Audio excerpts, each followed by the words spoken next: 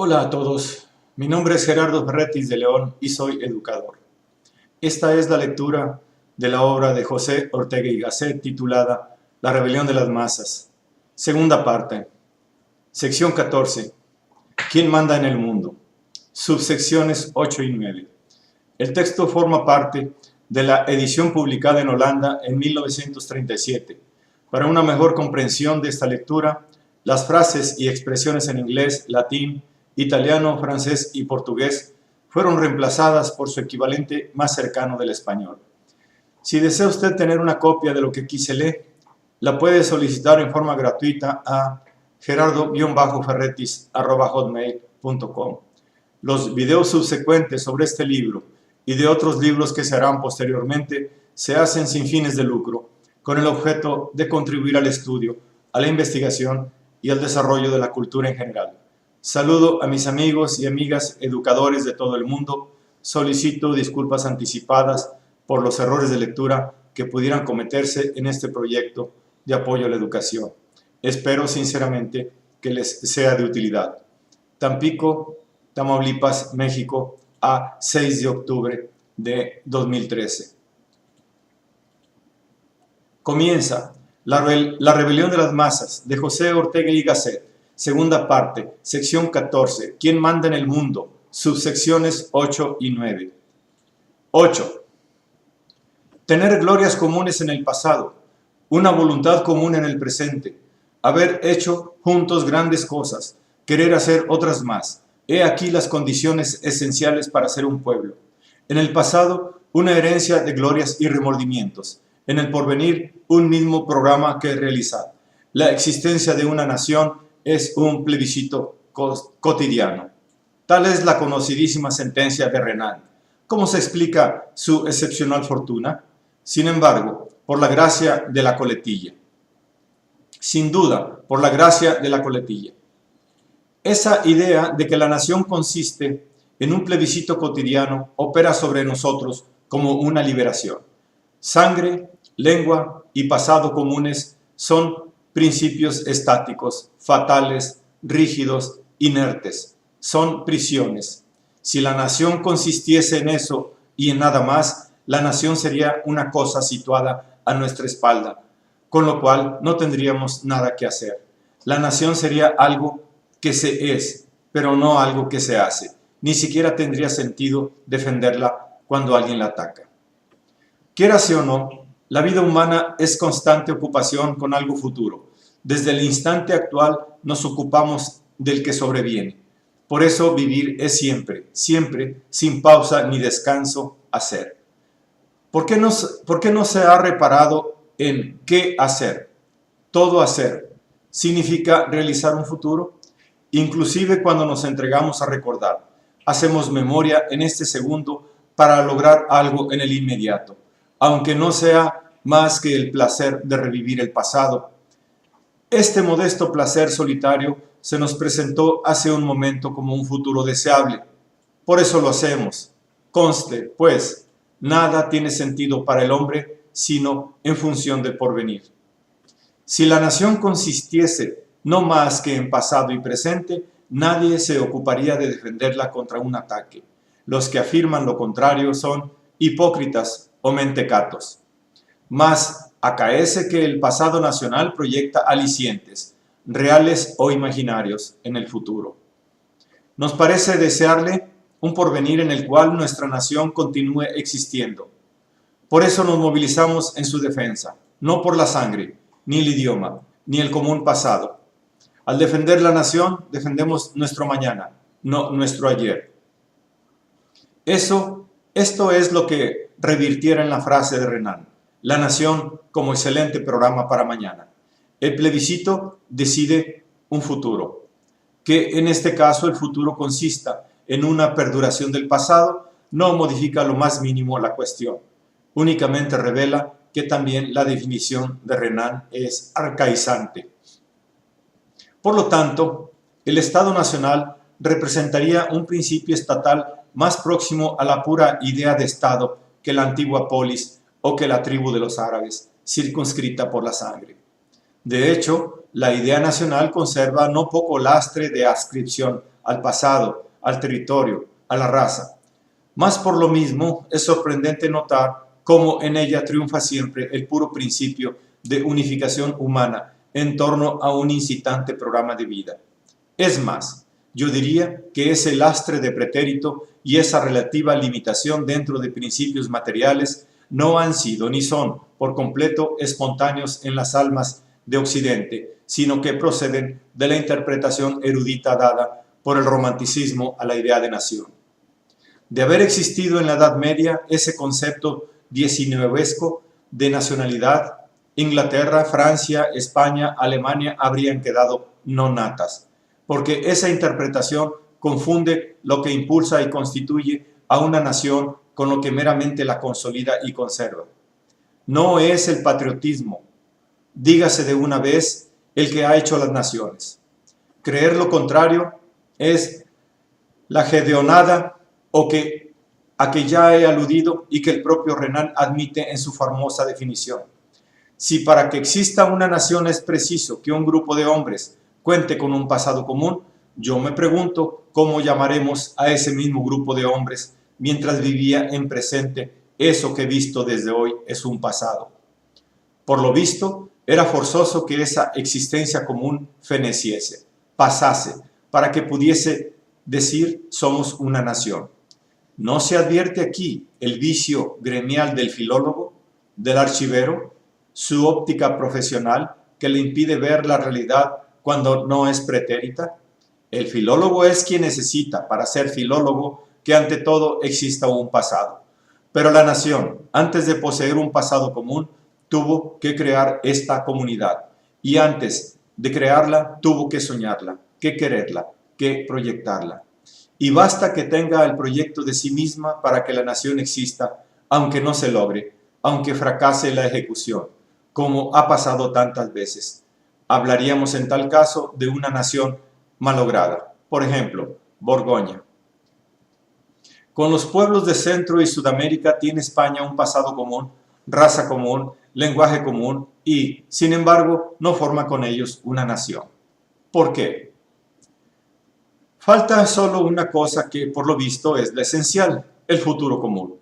España no supo inventar un programa de porvenir colectivo que atrajese a esos grupos zoológicamente afines.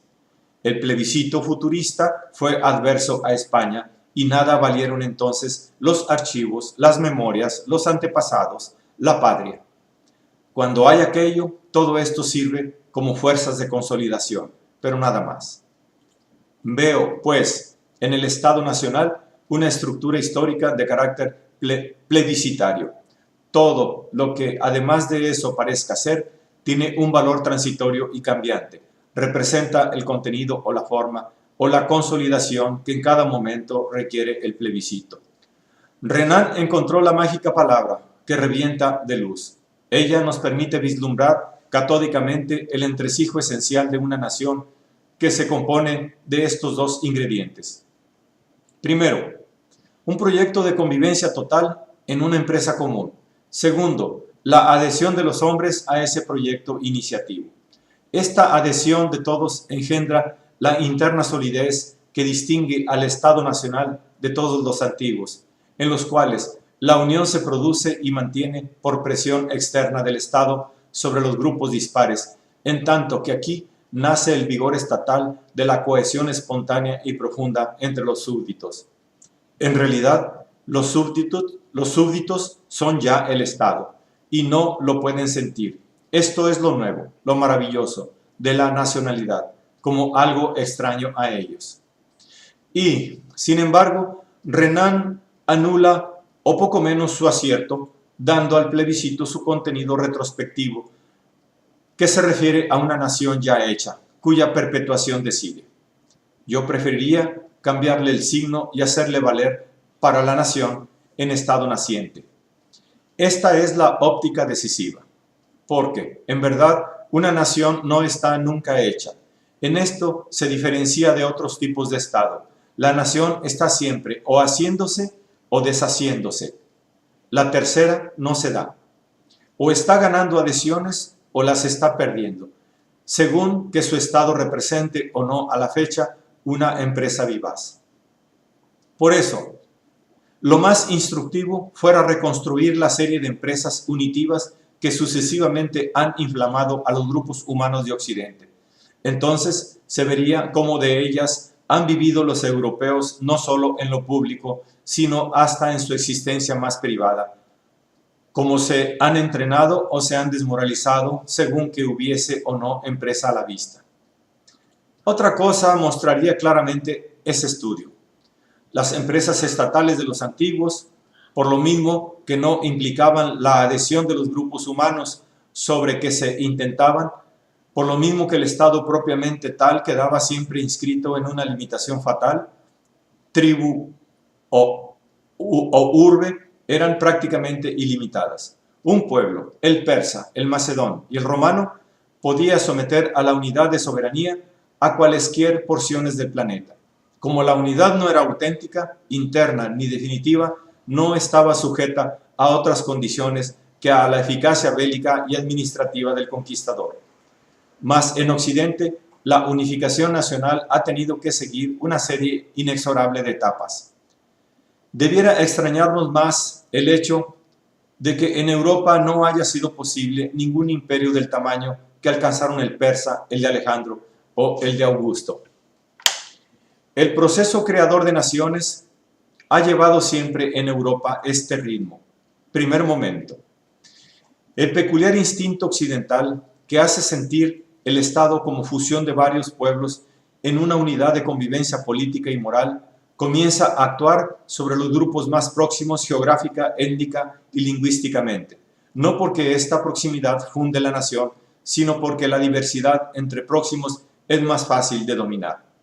Segundo momento, periodo de consolidación, en que se siente a los pueblos más allá del nuevo Estado como extraños y más o menos enemigos. Es el periodo en que el proceso nacional toma un aspecto de exclusivismo, de cerrarse hacia adentro del Estado. En suma, lo que hoy llamamos nacionalismo. Pero el hecho es que mientras se siente políticamente a los otros como extraños y contrincantes, se convive económica, intelectual y moralmente con ellos. Las guerras nacionalistas sirven para nivelar las diferencias de técnica y de espíritu. Los enemigos habituales se van haciendo históricamente homogéneos. Poco a poco se va destacando en el horizonte la conciencia de que esos pueblos enemigos pertenecen al mismo círculo humano que el Estado nuestro. No obstante, se les sigue considerando como extraños y hostiles. Tercer momento. El Estado goza de plena consolidación. Entonces surge la nueva empresa, unirse a los pueblos que hasta ayer eran sus enemigos. Crece la convicción de que son afines con el nuestro en moral e intereses y que juntos formamos un círculo nacional frente a otros grupos más distantes y aún más extranjeros. He aquí madura la nueva idea nacional. Un ejemplo esclarecerá lo que intento decir. Suele afirmarse que en tiempos del Cid era ya España. España, una idea nacional. Y para superfetar la tesis, se añade que siglos antes ya San Isidoro hablaba de la Madre España. A mi juicio, es esto un error craso de perspectiva histórica. En tiempos del Cid se estaba empezando a urdir el Estado León-Castilla, y esta unidad león-castellana era la idea nacional del tiempo, la idea políticamente eficaz. España, en cambio, era una idea principalmente erudita, en todo caso, una de tantas ideas fecundas que dejó sembradas en Occidente el Imperio Romano. Los españoles se habían acostumbrado a ser reunidos por Roma en una unidad administrativa, en una diócesis del Bajo Imperio, pero esta noción geográfico-administrativa era pura recepción, no íntima inspiración y en modo alguna aspiración. Por mucha realidad que se quiera dar a esa idea en el siglo XI, se reconocerá que no llega siquiera al vigor y precisión que tiene ya para los griegos del siglo IV la idea de la Hélade. Y sin embargo, la Hélade no fue nunca verdadera idea nacional. La efectiva correspondencia histórica sería más bien esta. Hélade fue para los griegos del siglo IV y España para los españoles del XI y aún del XIV, lo que Europa fue para los europeos en el siglo XIX. Muestra esto cómo las empresas de unidad nacional van llegando a su hora del modo que los sones en una melodía. La mera afinidad de ayer tendrá que esperar hasta mañana para entrar en erupción de inspiraciones nacionales, pero en cambio es casi seguro que le llegará su hora. Ahora llega para los europeos la sazón en que Europa puede convertirse en idea nacional. Y es mucho menos utópico creerlo hoy así que lo hubiera sido vaticinar en el siglo XI la unidad de España y de Francia. El Estado Nacional de Occidente, cuanto más fiel permanezca a su auténtica sustancia, más derecho va a depurarse en un gigantesco Estado continental. Subsección 9. Apenas las naciones de Occidente perinchen su actual perfil, surge en torno de ellas y bajo ellas como un fondo Europa. Es esta la unidad de paisaje en que van a moverse desde el Renacimiento. Y ese paisaje europeo son ellas mismas, que sin advertirlo empiezan ya a abstraer de su belicosa pluralidad. Francia, Inglaterra, España, Italia, Alemania pelean entre sí, forman ligas contrapuestas, las deshacen, las recomponen. Pero todo ello, guerra como paz, es convivir de igual a igual, lo que ni en paz ni en guerra pudo hacer nunca Roma, con el celtíbero, el galo, el británico y el germano. La historia destacó en primer término las querellas y en general la política, que es el terreno más tardío para la espiga de la unidad. Pero mientras se batallaba en una gleba, en cien se comerciaba con el enemigo, se cambiaban ideas y formas de arte y artículos de la fe. Diríase que aquel fragor de batallas ha sido solo un telón tras el cual tanto más tenazmente trabajaba la pacífica polipera de la paz, entretejiendo la vida de las naciones hostiles. En cada nueva generación, la homogeneidad de las almas se acrecentaba. Si se quiere mayor exactitud y más cautela, dígase de este modo: las almas francesas e inglesas y españolas eran, son y serán todo lo diferente que se quiera, pero poseen un mismo plan o arquitectura psicológica y sobre todo van adquiriendo un contenido común.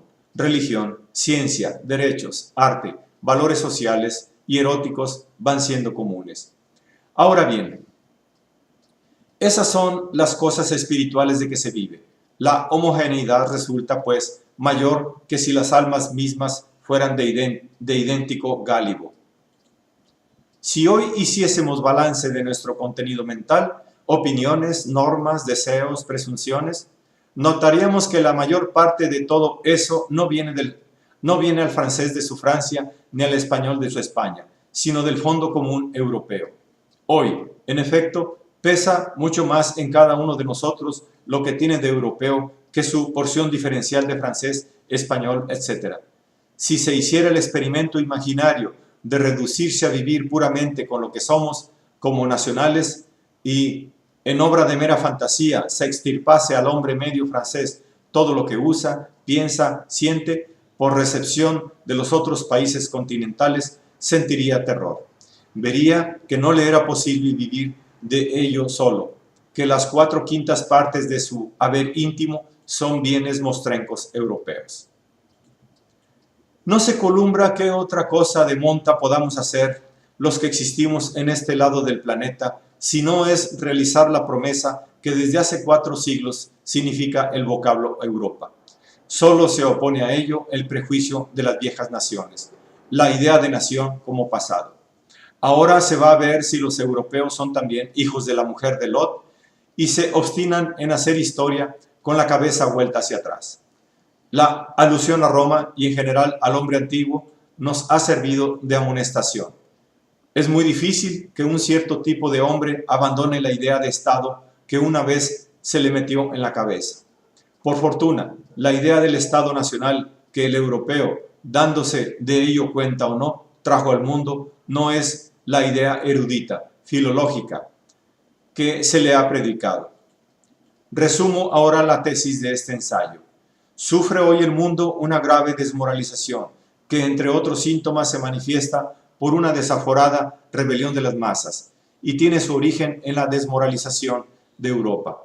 Las causas de esta última son muchas. Una de las principales, el desplazamiento del poder que antes ejercía sobre el resto del mundo y sobre sí mismo nuestro continente. Europa no está segura de mandar, ni el resto del mundo de ser mandado. La soberanía histórica se halla en dispersión. Ya no hay plenitud de los tiempos, porque esto supone un porvenir claro, prefijado, inequívoco, como era del siglo XIX. Entonces se creía saber lo que iba a pasar mañana, pero ahora se abre otra vez el horizonte hacia nuevas líneas incógnitas, puesto que no se sabe quién va a mandar, cómo se va a articular el poder sobre la tierra. ¿Quién? Es decir, ¿qué pueblo o grupo de pueblos? Por lo tanto, ¿qué tipo étnico? Por lo tanto, ¿qué ideología? ¿Qué sistema de preferencias, de normas, de resortes vitales? No se sabe hacia qué centro de gravitación van a ponderar en un próximo porvenir las cosas humanas, y por ello la vida del mundo se entrega a una escandalosa provisoriedad. Todo lo que hoy se hace en lo público y en lo privado, hasta en lo íntimo, sin más excepción que algunas partes de algunas ciencias, es provisional. Acertará quien no se fíe de cuanto hoy se pregona, se ostenta, se ensaya y se encomia. Todo eso va a irse con mayor celeridad que vino.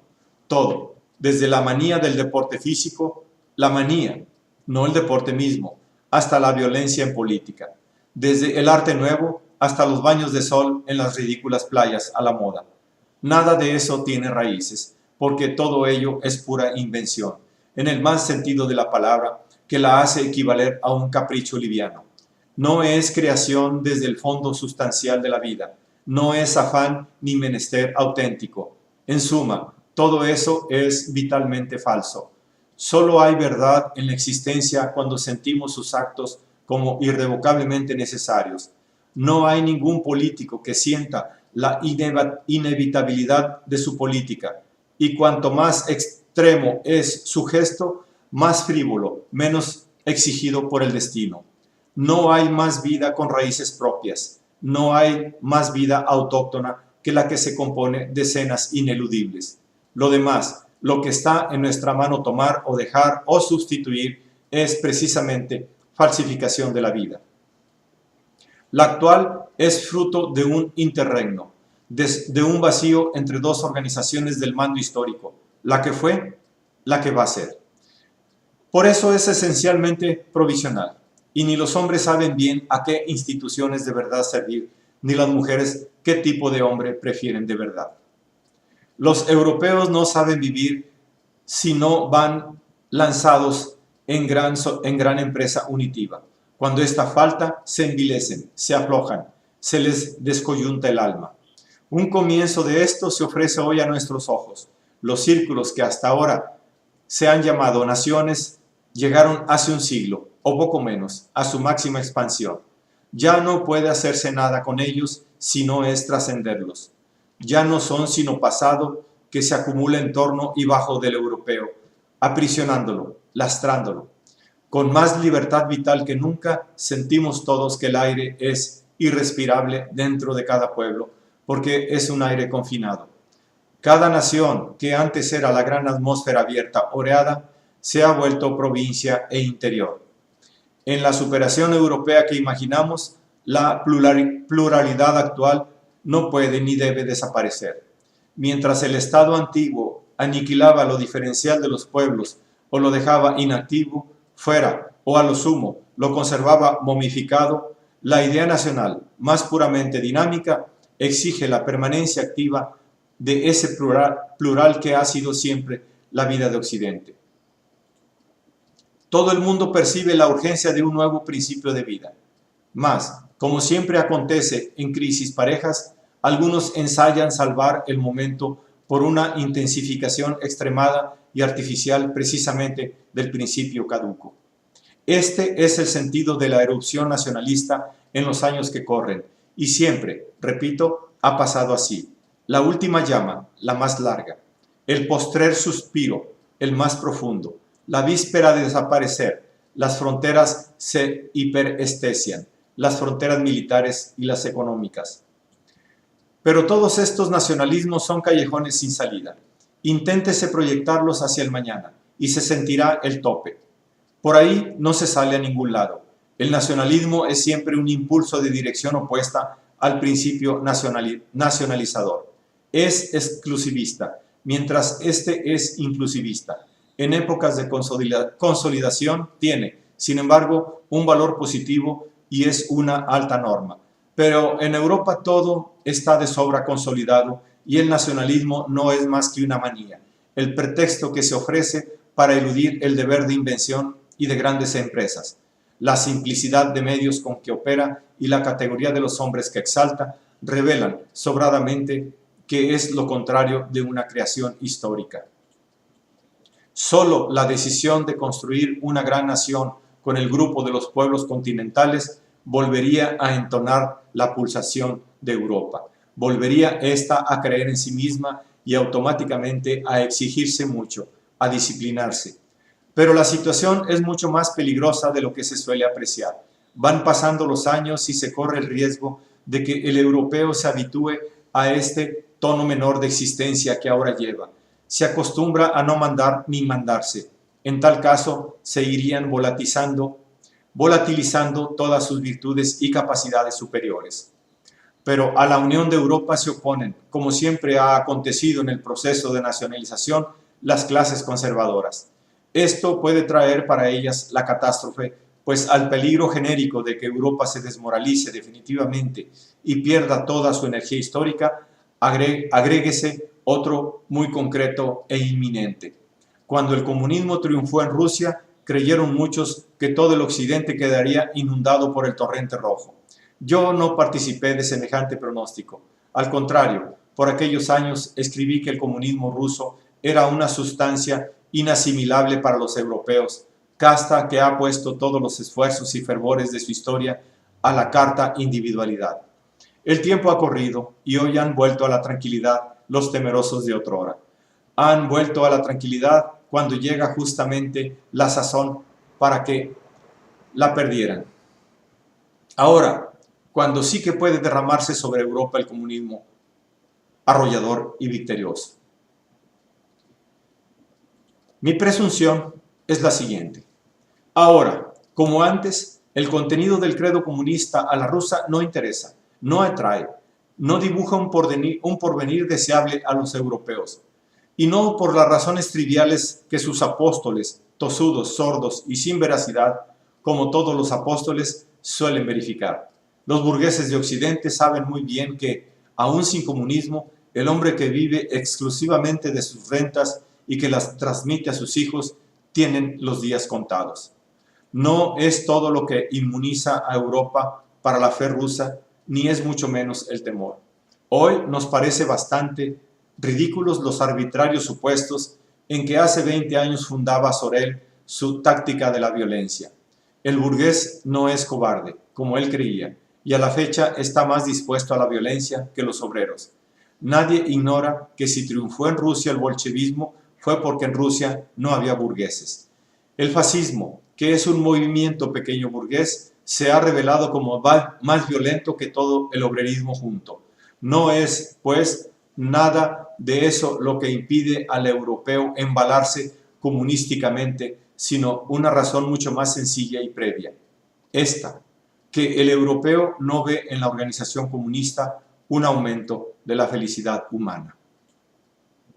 Y, sin embargo, repito, me parece sobremanera posible que en los años próximos se entusiasme Europa con el bolchevismo, no por él mismo, sino a pesar de él. Imagínese que el plan quinquenal seguido hercúleamente por el gobierno soviético lograse sus previsiones y la enorme economía rusa quedase no solo restaurada, sino exuberante. Cualquiera que sea el contenido del bolchevismo, representa un ensayo gigante de empresa humana. En él, los hombres han abrazado resueltamente un destino de reforma y viven tensos bajo la alta disciplina que fe tal les inyecta. Si la materia cósmica, indócil a los entusiasmos del hombre, no hace fracasar gravemente el intento, tan solo con que le deje vía un poco franca, su espléndido carácter de magnífica empresa irradiará sobre el horizonte continental como una ardiente y nueva constelación. Si Europa, entre tanto, persiste en el innoble régimen vegetativo de estos años, flojos los nervios por falta de disciplina, sin proyecto de nueva vida, ¿cómo podría evitar el efecto contaminador de aquella empresa tan prócer? Es no conocer al europeo el esperar que pueda oír sin encenderse esa llamada al nuevo hacer cuando él no tiene otra bandera de pareja altanería que desplegar enfrente. Con tal de sentir, con tal de servir a algo que dé un sentido a la vida y huir del propio vacío existencial, no es difícil que el europeo se trague sus objeciones al comunismo y ya que no por su sustancia se sienta arrastrado por su gesto moral. Yo veo en la construcción de Europa como gran Estado nacional la única empresa que pudiera contraponerse a la victoria del plan quinquenal. Los técnicos de la economía política aseguran que esa victoria tiene muy escasas posibilidades de su parte, pero fuera demasiado vil que el anticomunismo lo esperase todo de las dificultades materiales encontradas por su adversario. El fracaso de este equivaldría así a la derrota universal, de todos y de todo, del hombre actual. El comunismo es una moral extravagante, algo así como una moral. ¿No parece más decente y fecundo oponer a esa moral eslava una nueva moral de Occidente, la incitación de un nuevo programa de vida? Termina La rebelión de las masas de José Ortega y Gasset, segunda parte, sección 14, ¿Quién manda en el mundo?, subsecciones 8 y 9.